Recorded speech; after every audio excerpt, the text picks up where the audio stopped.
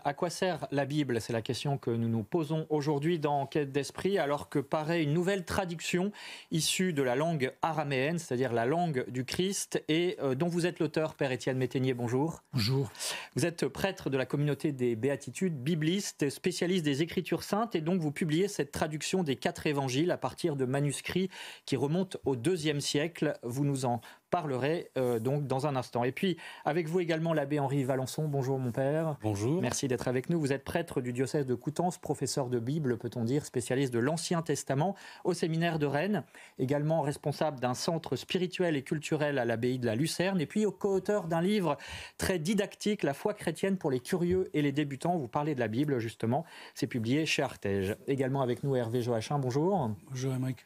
Merci d'être avec nous. Vous êtes père de famille, consultant, engagé dans l'Église, et vous avez mis en place depuis une dizaine d'années un parcours de formation à la Bible, justement, en région parisienne. Vous en avez tiré plusieurs livres, notamment celui-ci, Ouvrir les Écritures avec votre frère Thomas, aux éditions des Béatitudes, et puis un second sur la résurrection, nous parlerons également. Et puis, bien sûr, Véronique Jacquier est avec nous. Bonjour Véronique. Bonjour Émeric, bonjour à tous. Vous nous parlerez de ces saints qui ont été convertis grâce à la lecture de la Bible.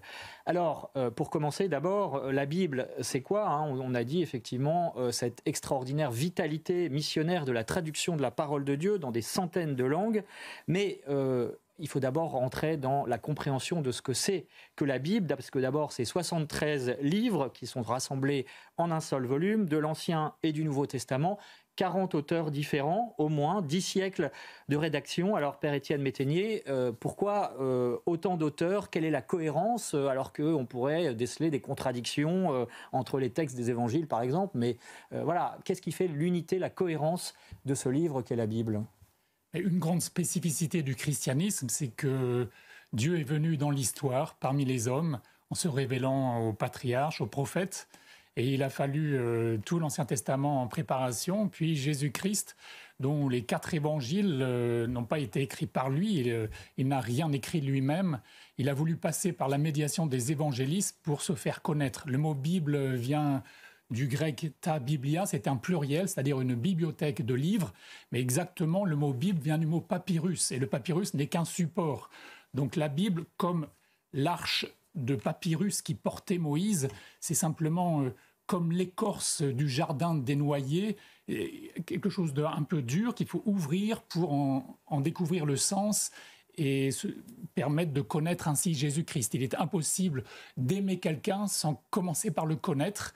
Et quand une civilisation est en crise, il est bien de voir d'où ça vient, et il semble que ce soit une crise de foi. La foi est la cause de notre civilisation, et donc les 4 évangiles permettent de redécouvrir d'où nous venons, et quand nous avons une difficulté, une épreuve, il est bon de revenir au commencement.